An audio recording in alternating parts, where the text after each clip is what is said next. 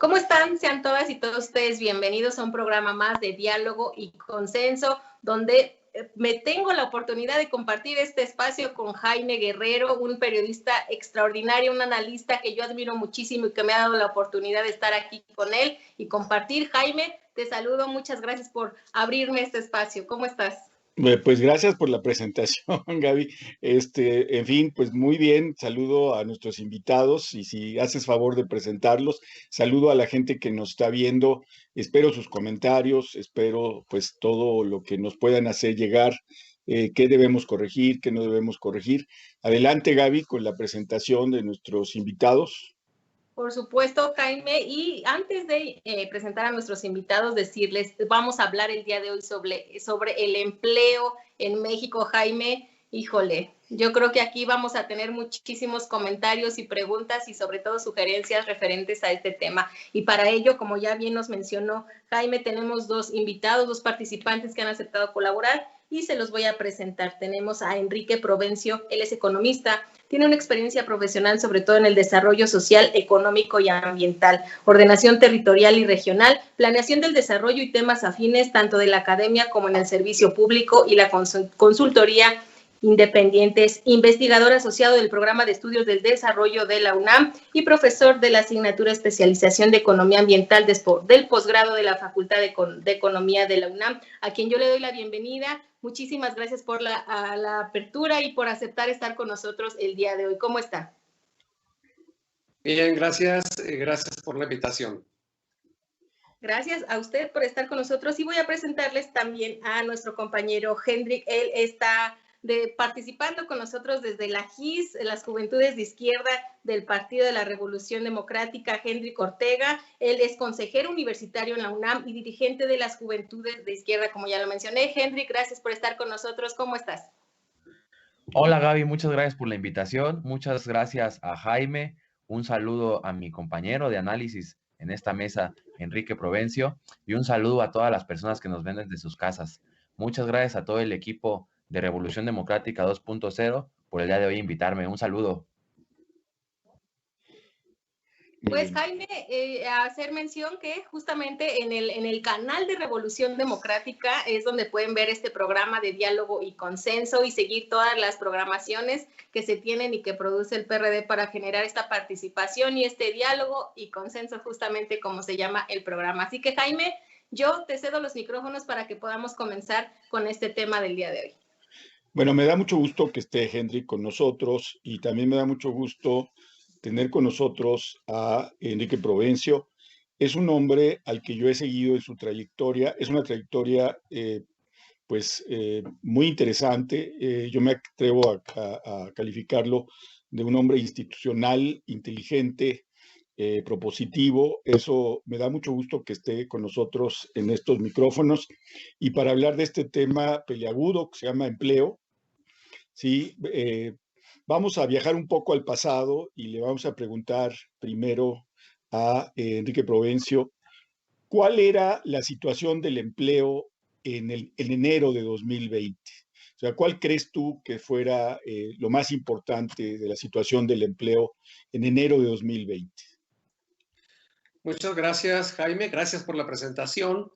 Y entro directo al tema, como bien le llamaste, peliagudo del empleo. Y creo que en efecto es un tema fuerte, no solamente porque el empleo resume las implicaciones de cualquier crisis y más atrás las implicaciones de la situación estructural de una sociedad, no solo de la economía.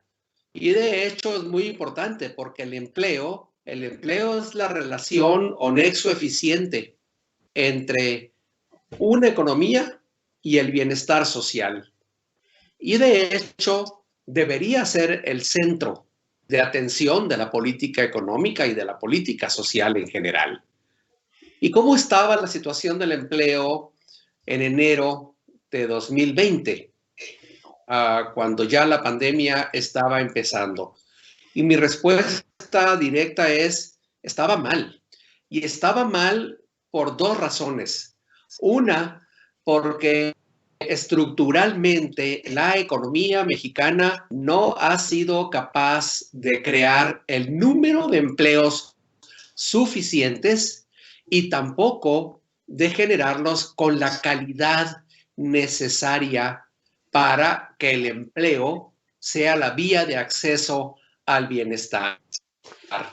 ¿Y por qué estaba mal estructuralmente? No porque el dato del desempleo se fuera muy alto.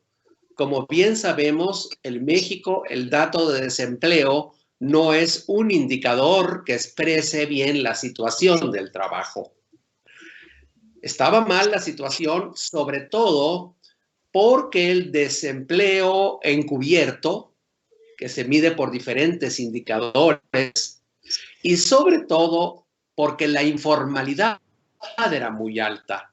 Los diferentes indicadores de la informalidad lo que reflejan en México es que no hay mucho desempleo como existe en otros países, porque el que queda sin trabajo se refugia en el desempleo. Ese es el problema estructural. Pero además la situación en enero de 2020 no estaba bien, porque en 2019 se habían creado menos empleos que en los años previos. Y creo que esto es muy importante. De hecho, ya en 2019 ya se habían creado la mitad de los empleos que se generaron en 2018. Y eso que en 2018 no se habían creado los empleos suficientes. Voy a dar el dato, que es el siguiente. En 2018 se generaron cerca de 750,000 empleos formales, pero en 2019 se crearon la mitad, se crearon alrededor de 350,000 empleos formales. Y así empezamos 2020, con una situación que ya de por sí era precaria. Y para ubicar estos datos, hay que decir que anualmente se necesitan en México alrededor de 1 millón de empleos nuevos. Esto quiere decir que ya antes de esta crisis, de hecho en 2019 ya teníamos una crisis, una recesión por lo menos, o si se quiere, un estancamiento. Pero resumiendo, en enero de 2009 la situación del empleo ya no estaba bien. Ya era una creación insuficiente de empleos e incluso menor que la de 2018. Esa sería mi respuesta, Jaime. Muy bien. Hendrik, el presidente se aventó una frase en una de las mañaneras allá por mayo, si no mal recuerdo, que dijo, íbamos tan bien y se nos cayó la pandemia. ¿Qué opinas de esa frase, Hendrik?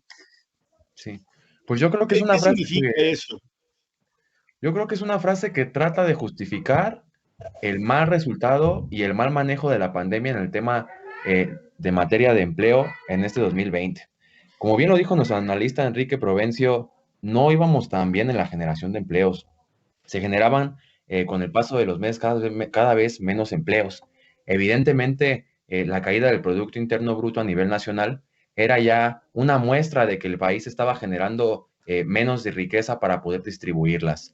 Sobre todo a finales de diciembre del año 2019 y a principios de enero, antes de la pandemia, veíamos al presidente de la República sumamente conflictuado con el sector empresarial de nuestro país. Nosotros creemos, o yo creo, tengo la idea de que para distribuir la riqueza primero hay que generarla. Y el presidente Andrés Manuel López Obrador no creó condiciones a inicios del año 2020 para generar riqueza y abordar una política de Estado que permitiera tener una mejor distribución de ella con los sectores más pobres de nuestro país. Creo yo que esa frase, Jaime, es la justificación de lo mal que lo ha hecho y de que no ha habido ninguna política pública en el 2020, en este año 2020 que acaba de pasar, no hubo ninguna política pública de rescate a los generadores de empleo. El presidente Andrés Manuel decía que cada quien se rasque con sus uñas, lo que evidentemente en el año 2020 generó más pobreza y desigualdad social. Muy bien. Enrique, el presidente presentó en una mañanera la meta de crear, imagínate, en plena pandemia, 2 millones de empleos. Así lo dijo, ya estábamos en pandemia y en algún momento presentó pues, lo que sumaba 2 millones y presentó, entre otras cosas, a Jóvenes Construyendo el Futuro como empleo, las becas y sembrando vida. Entonces yo te quiero preguntar, ¿es eso creación de empleo? ¿Sirve eso como creación de empleo? ¿Sirve en términos económicos? Bueno, lo que te respondería, Jaime, es que no hay que sumar peras con manzanas. Cuando en plena pandemia se anunció la creación de 2 millones de empleos, lo que en realidad de lo que se estaba hablando es de la entrega de transferencias de diferente tipo a través de distintos programas a población que podía tener o no tener trabajo en ese momento. Pero quiero ubicar el problema en su justa dimensión.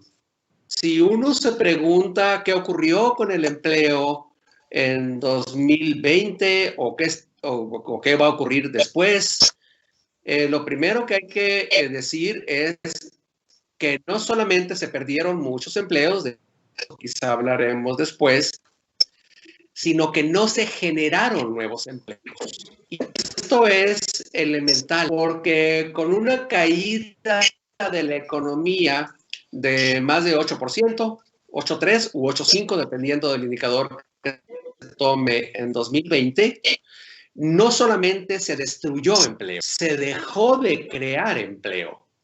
Y ese millón de empleos está cada año para ocupar a la nueva población económicamente activa, repito, y tampoco se creó en 2020. Algunos proyectos de inversión pudieron haber generado empleos en algunos estados de la República y de hecho eso pudo haber ocurrido en Tabasco y Campeche, por ejemplo. Pero en el agregado nacional no se crearon esos nuevos empleos en términos netos. Jóvenes Construyendo Futuro, Sembrando Vida y otros programas no pueden etiquetarse como programas generadores de empleo. Lo que hacen es asignar una transferencia. Si eso es bueno o no, si está bien ejecutado, eso es otro tema. Yo pienso que algunas de las transferencias son adecuadas, son correctas, pero eso no puede llamarse creación de empleos. En el programa Jóvenes Construyendo Futuro, que por cierto tiene mucho potencial, sobre todo si se dedica a programas de formación de capacidades, son programas temporales que no son precisamente generación de puestos de trabajo.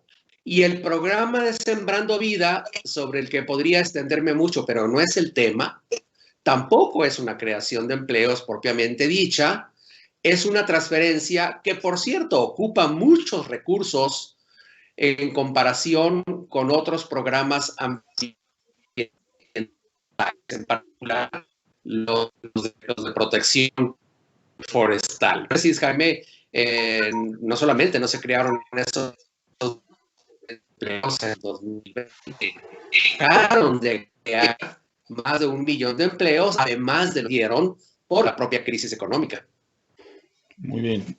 Henry, desde tu perspectiva, mira, el presidente ha mencionado una y otra vez, el gobierno federal en general, ha mencionado que se le va a dar los recursos a los más pobres en esta pandemia.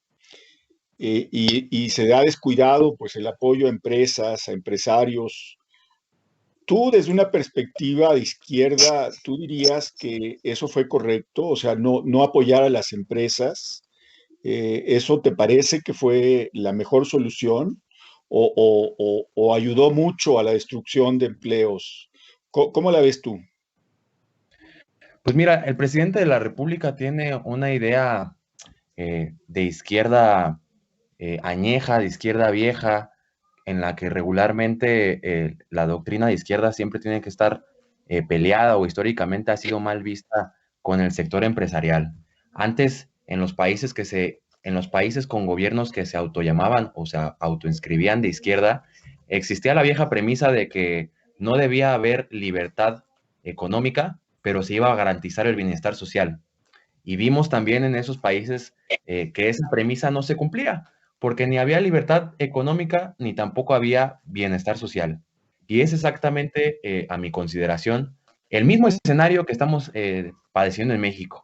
No hay libertad económica ni tampoco se garantiza el bienestar social de las personas. Creo yo que el presidente de la República cometió el error de no apoyar a las pequeñas y medianas empresas y sobre todo no apoyar a los pequeños generadores de empleo, que eran las tienditas de la esquina, que eran las personas que tenían el negocio de la tintorería, del autolavado, que son personas que están adscritas al sistema de recaudación de impuestos, que pagan impuestos y le ayudan a la federación con la recaudación de impuestos. Y creo yo que el presidente de la República cometió ese gran error cegado por la ideología con la que hace gobierno de no apoyar a los generadores de empleo. Fue algo que fue en detrimento y que no apoyó para que se sopesara y para que no fuera tan duro la caída económica. Y respecto, aprovechando el espacio de lo que platicaban ahorita sobre el programa de Jóvenes Construyendo el Futuro, Jaime, creo yo que este es un programa con intenciones muy nobles, pero que ha dejado resultados tan malos. Apenas en plena pandemia, en el mes de septiembre, se modificaron las reglas de operación de este programa. Antes había una condición para que pudieras graduarte del programa Jóvenes Construyendo el Futuro, que era que cumplieras con ciertos créditos de asistencia al centro laboral donde se les daba la beca a los jóvenes, y ahora se le quitó este candado para que las empresas puedan otorgarle su constancia de asistencia a los jóvenes sin cumplir con ningún horario ni con ninguna temporalidad específica. Estas condiciones van a provocar que los jóvenes que están inscritos al programa sean utilizados para operar los programas del presidente de la República a cambio de la beca mensual, como se comprobó en una investigación con Carlos Loret de Mola, que los jóvenes que están inscritos al programa Jóvenes Construyendo el Futuro en algunas entidades federativas han sido utilizados para operar el programa Sembrando Vida. Creo yo que estos programas son utilizados con fines políticos y clientelares, Jaime. Muy bien. Gaby, no sé cómo vamos de tiempo. Gaby, ¿por ahí andas? Aquí estoy escuchando atentamente, Jaime, a nuestros participantes, a nuestros invitados con estas ponencias, y efectivamente se nos está yendo un poco el tiempo del primer bloque. A mí me gustaría dejarles una pregunta al aire para que podamos comentarla en el transcurso del segundo bloque. Según cifras del Instituto Mexicano del Seguro Social, aproximadamente 647,000 plazas se perdieron del empleo, dejando esto como el empleo formal como en la tabla del más afectado. Pero dentro de esta tabla, Jaime, también podremos analizar que las mujeres fueron de cierta manera las que más se vieron afectadas en este sentido. A mí me gustaría que en el siguiente bloque pudiéramos analizar este tema. Yo no sé qué les parezca, pero pues vámonos rapidísimamente para que no se nos vaya el tiempo, y a quien nos está viendo, invitarles a que compartan y comenten este programa, nos dejen sus sugerencias, sus comentarios, y por supuesto sus opiniones son valiosísimas para nosotros. Así que, Jaime, pues vámonos rapidísimo un corte porque eso está muy bueno. Muy bien, y regresamos.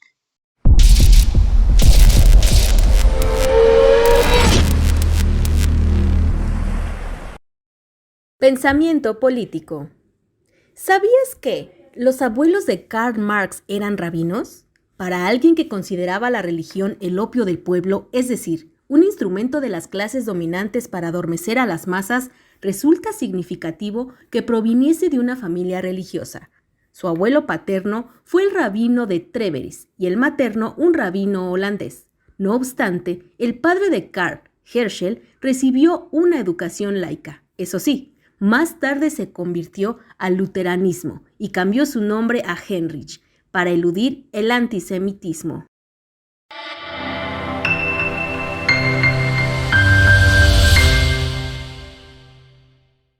Estamos de regreso con ustedes aquí en Diálogo y Consenso y bueno, vamos a retomar esta plática que estamos teniendo acerca del empleo en nuestro país. Como ya comentábamos anteriormente, según las cifras que para algunos son optimistas porque están muy bajitas, Jaime y compañeros, alrededor de 647,000 empleos formales pues se perdieron. Y bueno, yo quisiera preguntarle, además de esto, preguntarles a Enrique, si esta cifra es real, si está muy optimista y paralelamente, ¿por qué las mujeres se vieron más afectadas ante esta situación? Yo creo que es un tema que podríamos abordar. Enrique, podríamos comenzar contigo.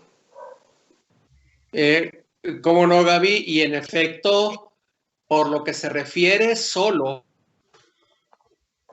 a los empleados formales registrados, a los asegurados del IMSS, al cierre de 2000 habían perdido más de 700,000 empleos.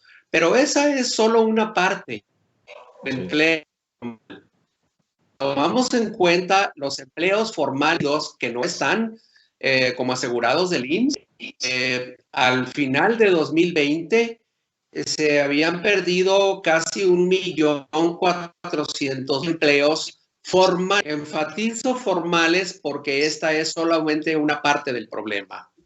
Además, a diciembre de 2020 se habían perdido alrededor de 1,5 millones de trabajos informales.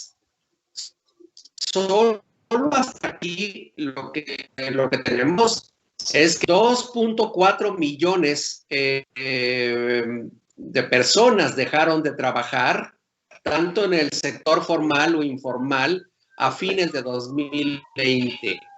Y estoy hablando en diciembre de 2020, porque si uno se va hacia los meses duros del confinamiento, abril y mayo, las cantidades fueron enormes. De hecho, en mayo habían dejado de trabajar poco más de 12 millones de personas y poco a poco fueron recuperando el trabajo.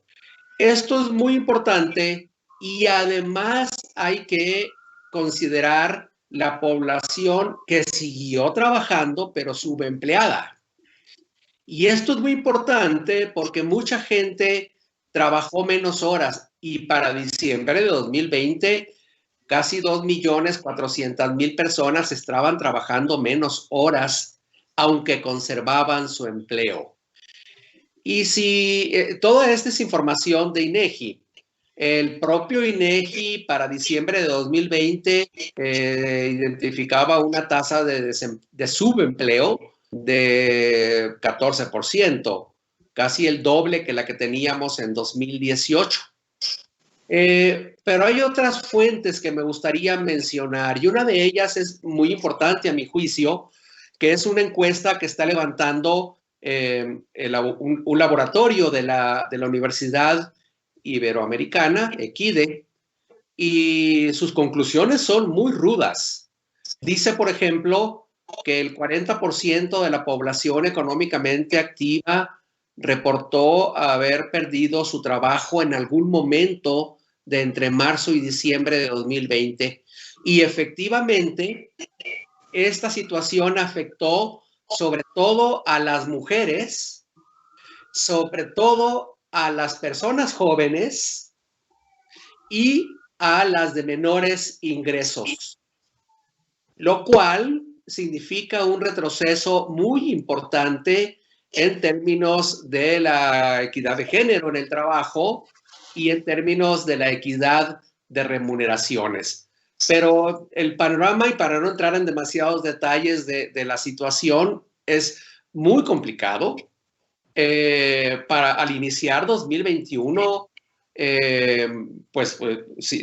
dependiendo del indicador que uno tome, las cosas incluso se estaban agravando en comparación con los meses finales de 2020. Y esto va a dejar una huella muy intensa para los próximos años, porque está afectando el ingreso de la población y por tanto está afectando las condiciones de bienestar y aumentando la pobreza en la sociedad mexicana. Henry, ¿quieres agregar algo sobre eso? Sí, sí, yo quiero agregar que la encuesta nacional de ocupación y empleo respecto al año 2020 detalló que de los 12 millones de empleos que se perdieron por el parón económico de abril a diciembre a causa de la pandemia por COVID-19, declara que se recuperaron el 9.5 millones de empleo. Pero también esta misma encuesta reveló que en el propio año 2020, por las condiciones económicas del momento, la gente tardó más tiempo en buscar, en encontrar un nuevo empleo en comparación al 2019. Apenas en el mes de diciembre salió esta encuesta en la que reveló que el 28.4% de la población dura desocupada alrededor de 3 meses, a comparación del año 2019. En el mismo diciembre, el propio presidente de la República declaró que solamente en el propio mes de diciembre hubo 277,000 bajas de empleos formales registrados ante el Instituto Mexicano del Seguro Social. El presidente de la República culpó a la subcontratación, al outsourcing por la pérdida de las plazas laborales. Dice que fue la pérdida de empleos más grande habida desde 1995, pero se quedó lejos de esa magnitud. El COVID-19 registró 647,000 bajas de empleo formal en el 2020, que como bien lo dice nuestro compañero analista, a quienes más afectó fue a las personas jóvenes y sobre todo a las personas mujeres. Con este sector de la población vimos un fenómeno muy complicado, vimos un fenómeno, por así decirlo, muy curioso sobre cómo fue la adaptación de las personas jóvenes y de las mujeres jóvenes a conseguir nuevos empleos. Nosotros vimos que creció el tema de la venta de comida y mercancías en línea, que fue la actividad económica que más creció con el COVID-19. Esta actividad fue una oportunidad de trabajo sobre todo para las personas jóvenes, pero en la realidad se tratan de empleos informales porque ni siquiera firman un contrato, ni mucho menos se les dan prestaciones sociales. La actividad de los repartidores que empezaron a laborar en empresas como Uber Eats, como Rappi, como el Delantal, era sumamente precaria porque las empresas mañosamente no las registran como trabajadores, los registran como socios, lo que les hace tener que renunciar a sus derechos como trabajadores que no les dan prestaciones ni seguridad social.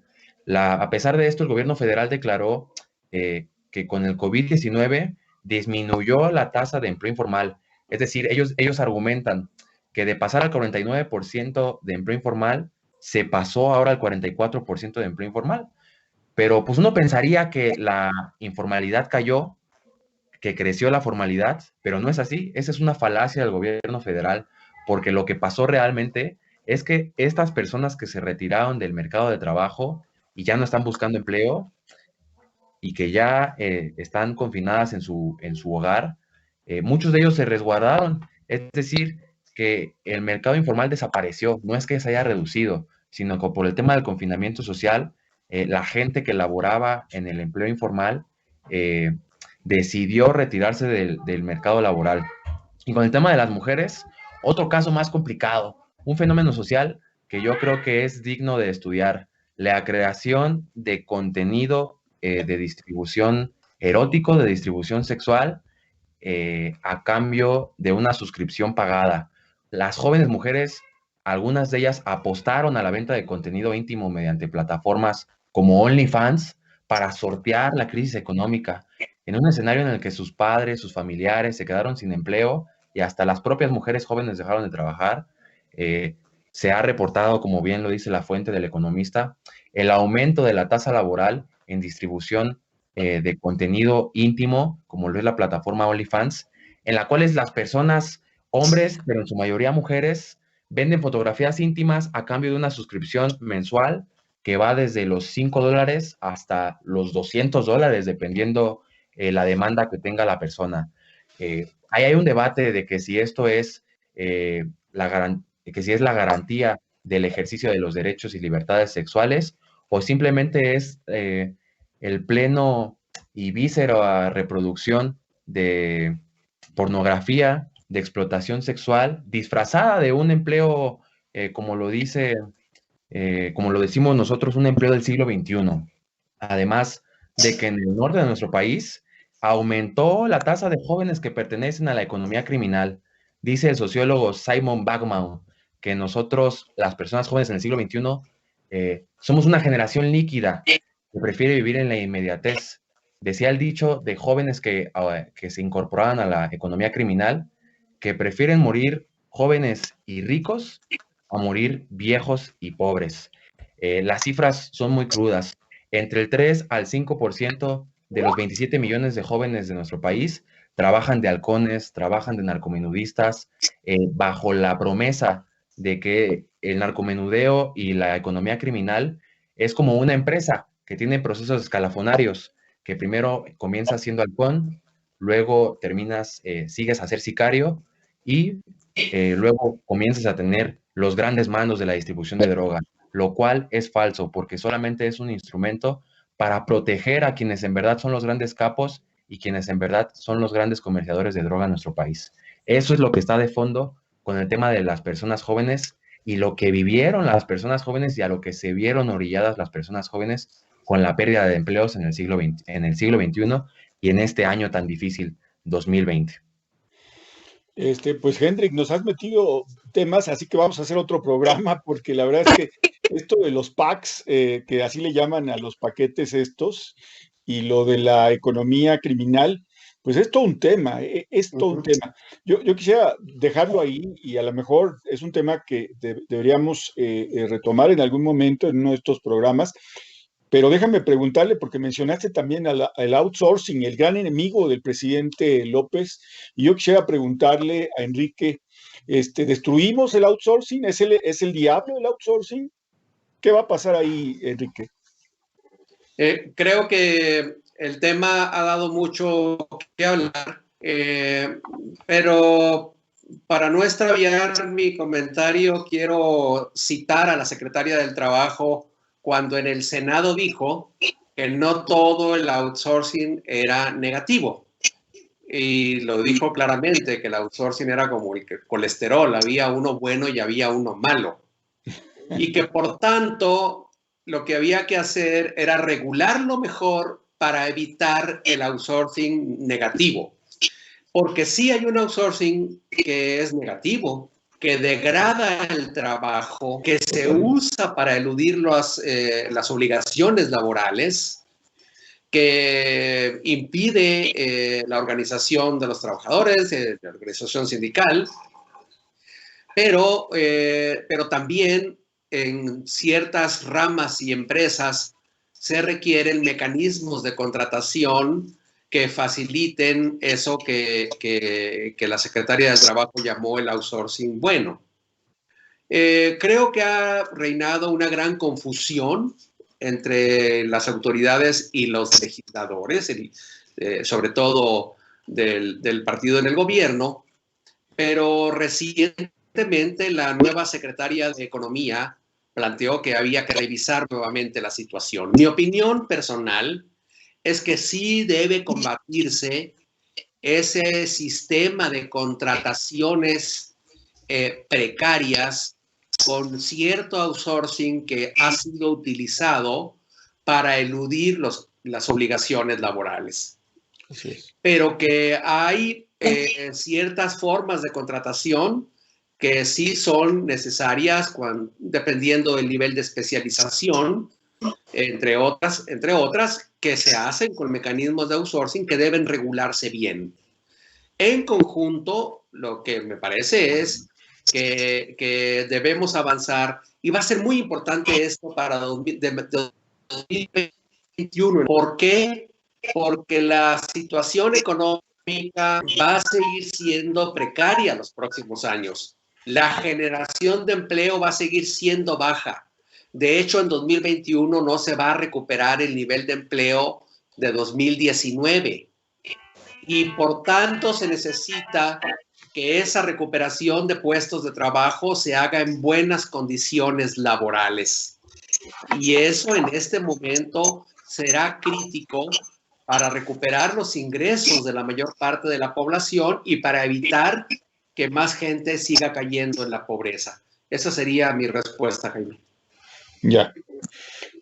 Gaby, ¿tienes algo que decirnos sobre cómo vamos de tiempo, Gaby?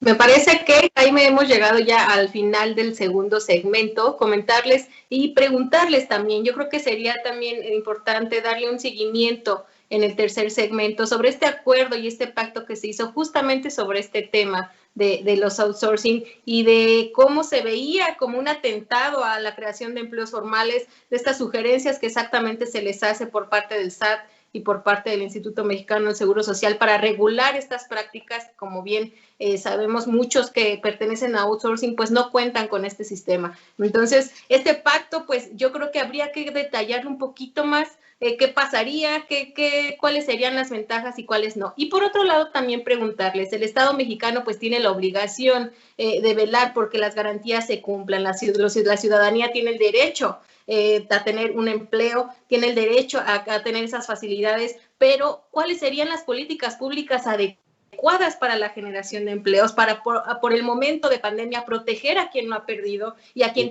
no puede decir quédate en casa y tiene que salir a buscar el sustento y bajo riesgo también de su propia salud? Aquí entran dos cuestiones fundamentales, que es el derecho a la salud, pero también el derecho al empleo. ¿Qué está haciendo el Estado mexicano para garantizarlo? A mí me gustaría que ustedes nos dieran sus sugerencias a manera de, bueno, qué políticas públicas.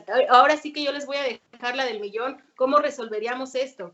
¿Ustedes qué plantearían o qué es lo que creerían adecuado para poder, si no resolver, por lo menos sobrellevar no tan malamente la situación? Porque de verdad que la crisis económica es uno de los tópicos que más han sido afectados durante la pandemia. Entonces, yo creo que podríamos platicar de eso, además de este sector también joven que ya nos platicó un poquito Hendrik. Vamos a finalizar, vamos a aterrizar en el siguiente segmento, si les parece bien, Jaime. Y pues, como siempre, yo invitando a que compartan el programa, que lo comenten, que le den like para que más personas puedan unirse a este canal de Revolución Democrática, donde transmitimos diálogo y consenso. Así que yo los invito y las invito a que se queden con nosotros y ahorita regresamos, Jaime. Muy bien.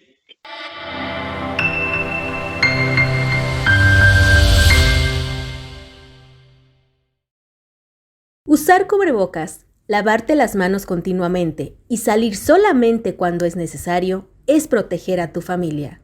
No bajemos la guardia. Cuídate, por ti, por todos.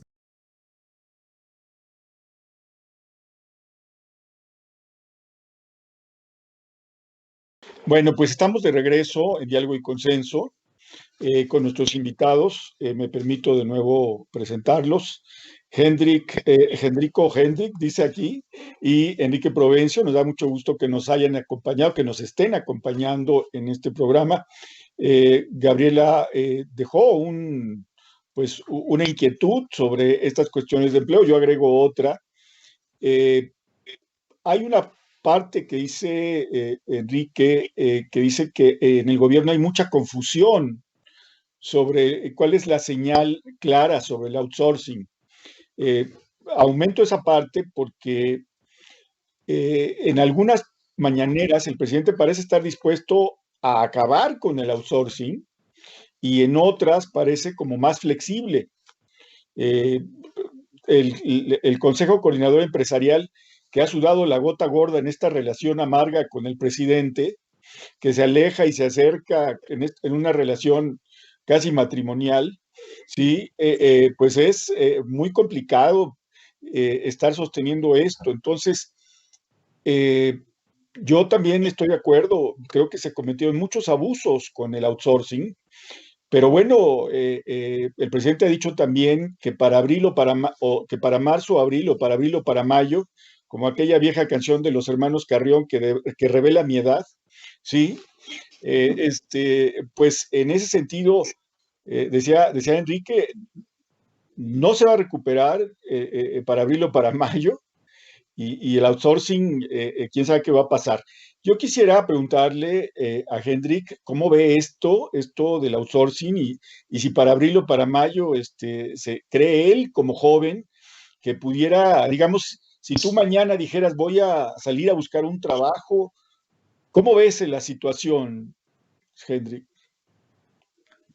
Sí, muchas gracias, Jaime. Pues mira, fíjate que yo creo que el tema del outsourcing subirá la informalidad y afectará, pondrá a México en un panorama y en un escenario complicado con la relación económica con Estados Unidos.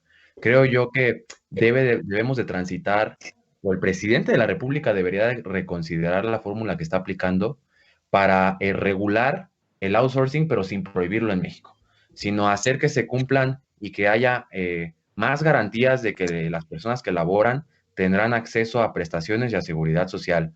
Si se desaparece en este momento tan complicado el outsourcing, al menos 7 millones de personas que laboran bajo un esquema de subcontratación perderán sus empleos y el 80% caerá en informabilidad. Es por eso que debe de reconsiderar el presidente de la República la eliminación del outsourcing para transitar a una regulación sin prohibición. El presidente de la República en las mañaneras arremete contra el outsourcing, pero en el propio Congreso de la Unión, el esquema de subcontratación de las personas que hacen servicios domésticos es por outsourcing. Y no se diga en el sistema del Metro de la Ciudad de México, en el que también gobierna el partido del presidente de la República, la forma de contratación de las personas que hacen servicios de limpieza en el sistema del metro también es por outsourcing. El outsourcing está presente en todos los centros de trabajo de todos los tamaños, microempresas, medianas empresas y grandes empresas. Pero si bien es cierto, esta figura de empleo de outsourcing, si no se regula, puede generar condiciones precarias de trabajo, sí, pero también esta forma de contratación ha beneficiado a buena medida de las pequeñas y medianas empresas para ayudar y generar bienestar social. Pues de acuerdo a las gráficas y a los datos del gobierno federal, el 36.7% de la fuerza laboral subcontratada se encuentra en las pymes, lo que quiere decir que se debe de tener cuidado con la propuesta del presidente de la República para eliminar la subcontratación.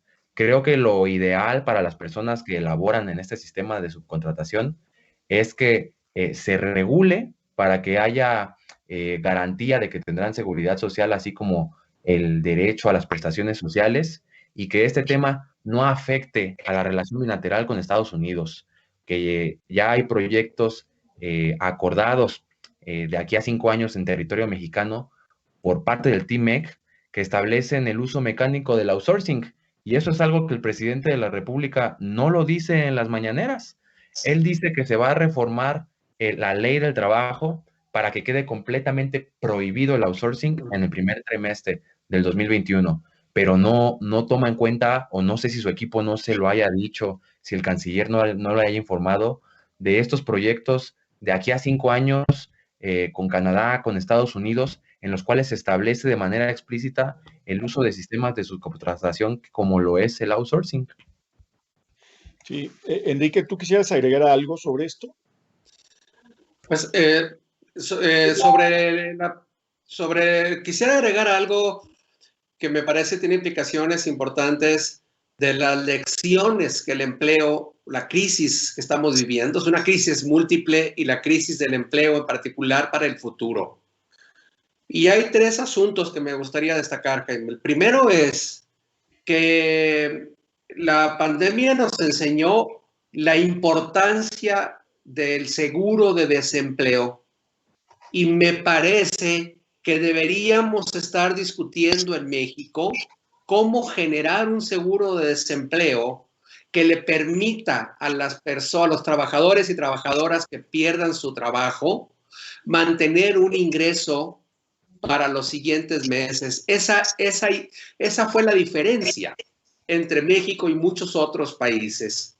Totalmente. Lo que nos dice la encuesta de la Ibero es que 64% de la población económicamente activa en 2020 trabajó menos días o menos horas y que de la población que perdió el empleo, en efecto, los que lo están recuperando se han tardado más de 4 meses en volver a él.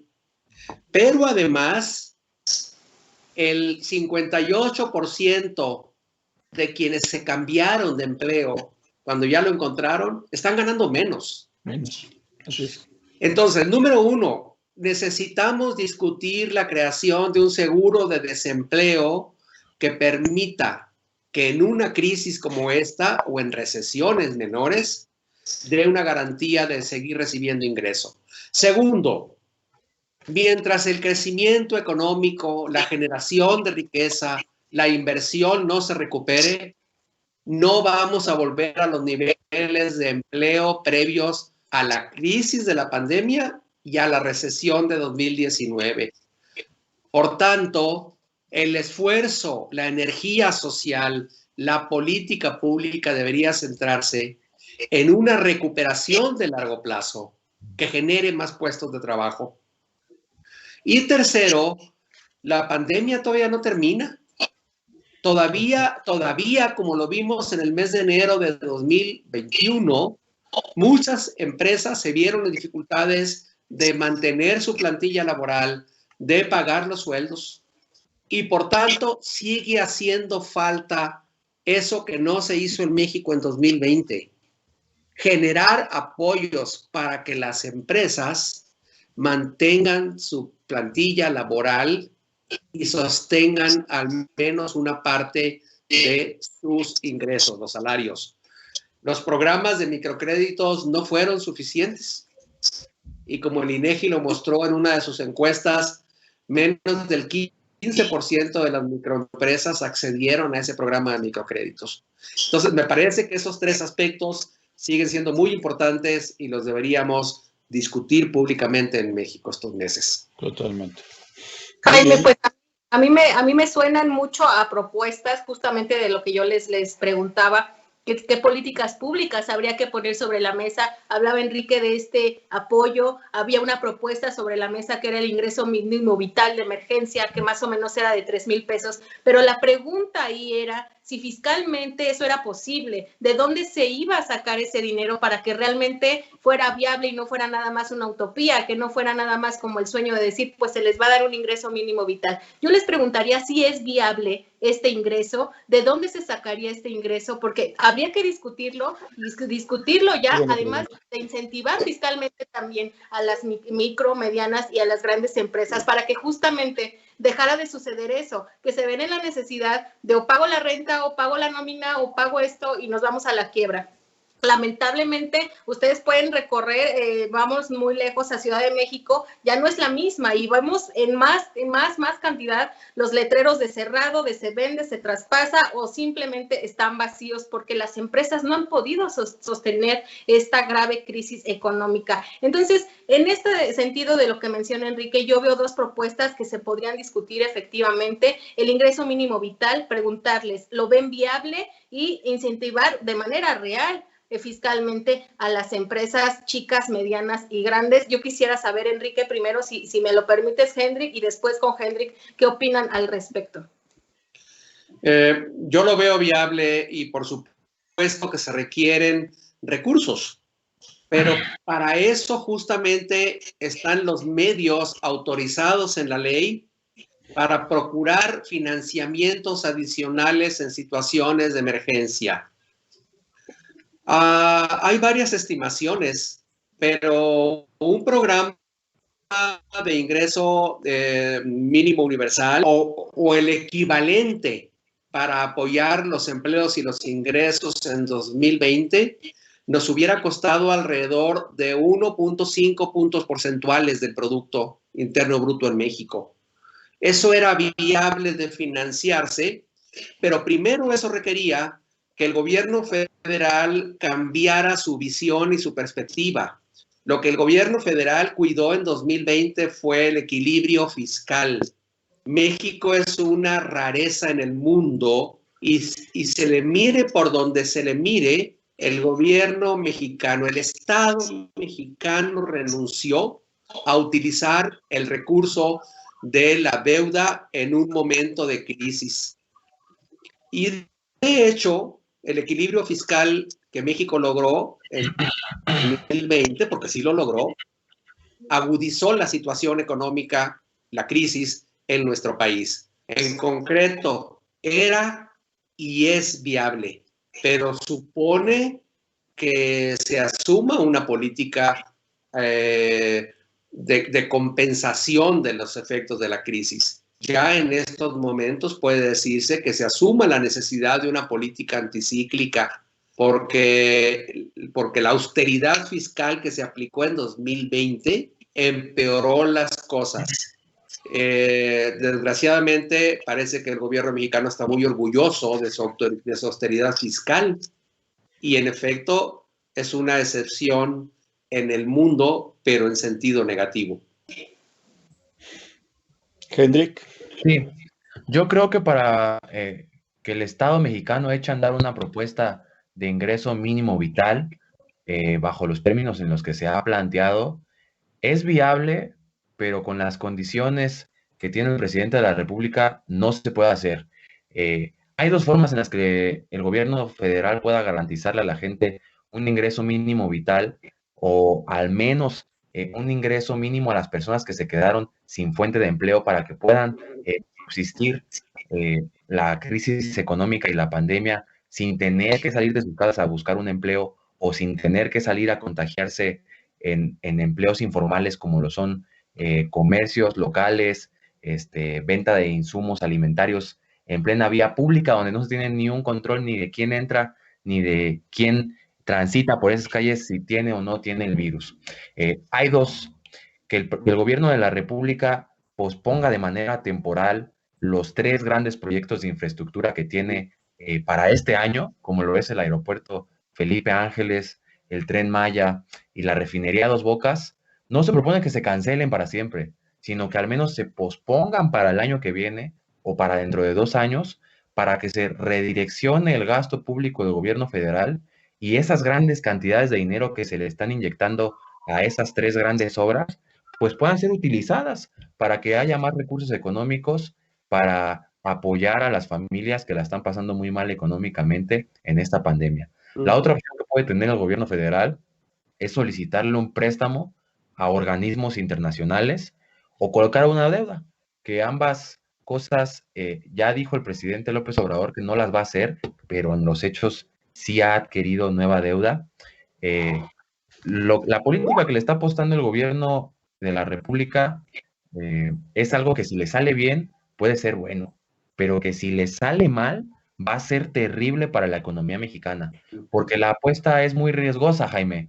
La política pública del presidente es: yo no me endeudo para no tener que pagar a futuro, y esta no va a ser una situación endeble y va a poder destinar más recursos después. Va a aguantar el huracán con lo que tiene, y es una postura riesgosa, pero si sale bien, el despegue puede ser bueno y puede haber recuperación económica. Pero si sale mal, el no haber invertido para que la crisis económica no haya sido tan dura, va a ser algo que le va a costar a las familias mexicanas y va a costar muchísimos años en recuperar el Producto Interno Bruto Nacional y el crecimiento económico que tenía nuestro país hasta antes de la pandemia. Hace unas semanas, el subgobernador del Banco de México, Gerardo Esquivel, dijo que el monto pagado por Walmart al SAT es alrededor de 8 millones de pesos, que fue un pago que tuvo que hacer el Walmart para cubrir obligaciones fiscales con una de sus sucursales restauranteras llamada Vips. Y esta cantidad económica pues alcanzaría para dar como apoyo económico. Eran 8,000 millones, ¿no? Sí, perdón, sí, 8,700 millones de pesos. Esta cantidad económica fue una declaración del propio subgobernador del Banco de México, ¿eh? Con esta cantidad que recaudó el SAT, alcanza como para dar un apoyo y un salario mínimo a quien haya perdido su fuente de ingresos. Y el gobierno federal no lo está considerando.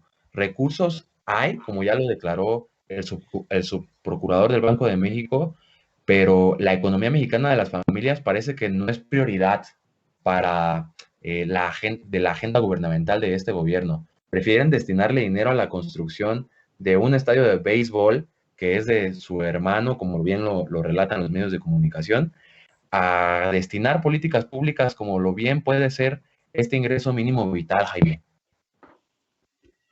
Muy bien, pues miren, pues ha sido muy interesante. Yo por mi parte quisiera continuar y continuar hasta agotar el tema, pero no sé si todavía tengamos tiempo, Gaby. Me parece que ya se nos agotó.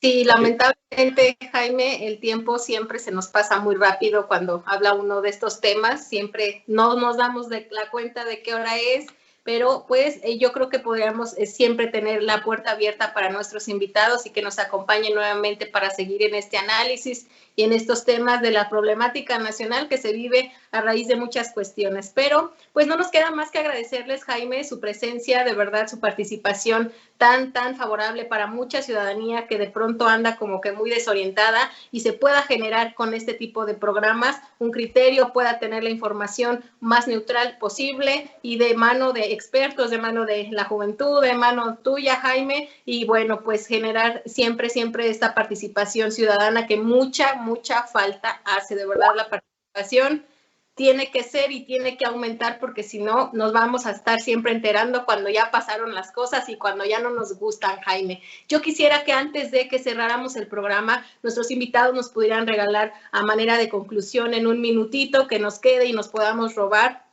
sus impresiones, aprendizajes, conclusiones sobre el tema de hoy. Enrique, por favor, regálanos una conclusión breve.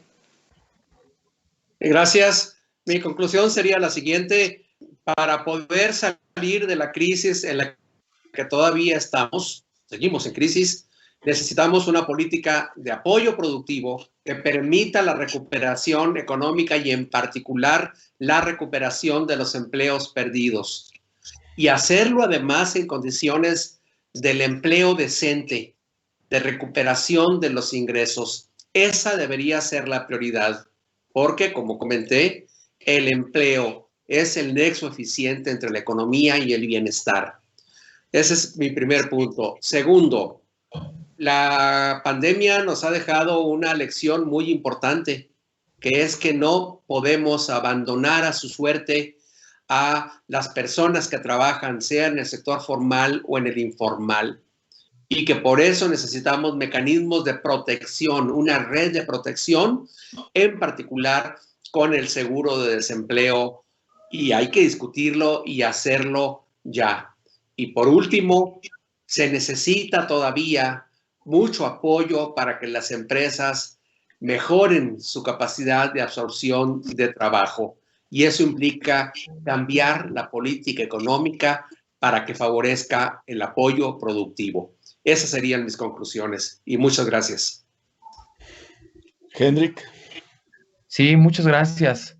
Pues el aprendizaje que me dejó este año 2020 sobre el empleo, y es un aprendizaje que creo que todas las personas en la sociedad debemos de tener, es que es peligroso cuando no se respeta la división de poderes y cuando una sola persona controla sin reglas de operación hacia dónde se destinan los dineros y hacia dónde se destina el gasto público. Creo yo que en este 2020 y en este 2021 debemos de establecer un contrapeso democrático en el Congreso de la Unión, especialmente en la Cámara de Diputadas y de Diputados, que de acuerdo a la ley, ellos tienen la facultad de aprobar, de rechazar el presupuesto de egresos de la Federación, que es hacia dónde se destina el dinero público, que como bien lo decía hace rato, hay dinero público que se está malgastando y mal utilizando en obras públicas muy grandes, que en este momento podría ser utilizado ese dinero para aminorar la crisis económica. Yo creo que se deben de implementar políticas públicas y programas integrales, con planes de acción, con planes, que es algo que no se le ha dado a este gobierno federal en el año 2020. Planes de acción caracterizados por la diversidad y las necesidades plurales que tiene la población mexicana. México es un país muy grande, de 120 millones de mexicanos, en las cuales hay algunas entidades federativas que no se parecen ni siquiera a ninguna otras en materia económica. Hay estados como Nuevo León que se caracterizan por las grandes industrias y por los grandes capitales. Y hay otras entidades federativas de nuestra república, como lo es Chiapas, como lo es Oaxaca, como lo es Guerrero, que más allá de aportarle a la federación, a veces la propia federación tiene que inyectarles más presupuesto para que no representen pasivos en deudas públicas. Creo yo que se deben de identificar y se deben de echar a andar programas, políticas públicas que fomenten los contratos de aprendizaje, que fomenten apoyos económicos para las empresas que contratan a trabajadores jóvenes, a trabajadoras mujeres y a trabajadores que estén en estados de situación vulnerable y que a su vez sean, que actúen con contratos concretos y operativos involucrando a la sociedad tan plural en nuestro país. Hay programas sociales que ya se han experimentado en otros países, siempre no de manera exitosa, hay que decirlo también, ya que frecuentemente muchos de los países, como lo es el nuestro, a pesar de haber oportunidades laborales, estos siguen siendo precarios, con altos niveles de ocupación o con altos niveles en los que no se garantizan ni las prestaciones sociales ni la seguridad social. Creo yo que el gobierno debe de caer en la autoevaluación. Esto no le gusta al gobierno federal y creo que es un error que puede revertir todavía. Las políticas públicas que están echando a andar deben autoevaluarse y lo que esté mal hay que reconocerlo para cambiarlo. Muchas gracias, Jaime. Muchas gracias, Gaby.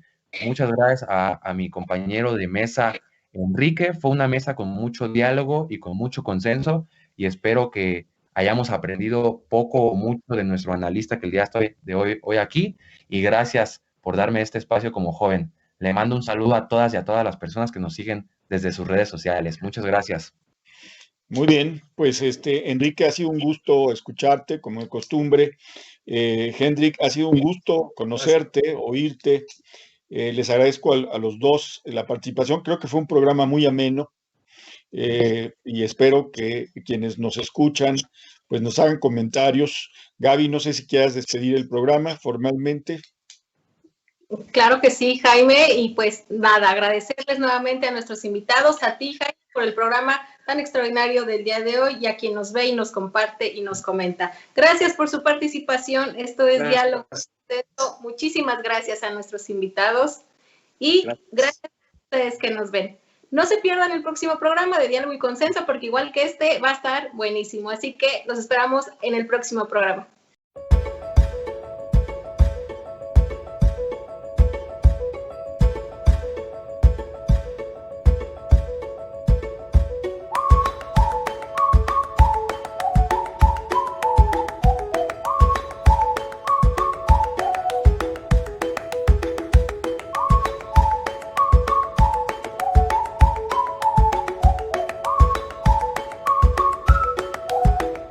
Población que siguió trabajando. Detalló que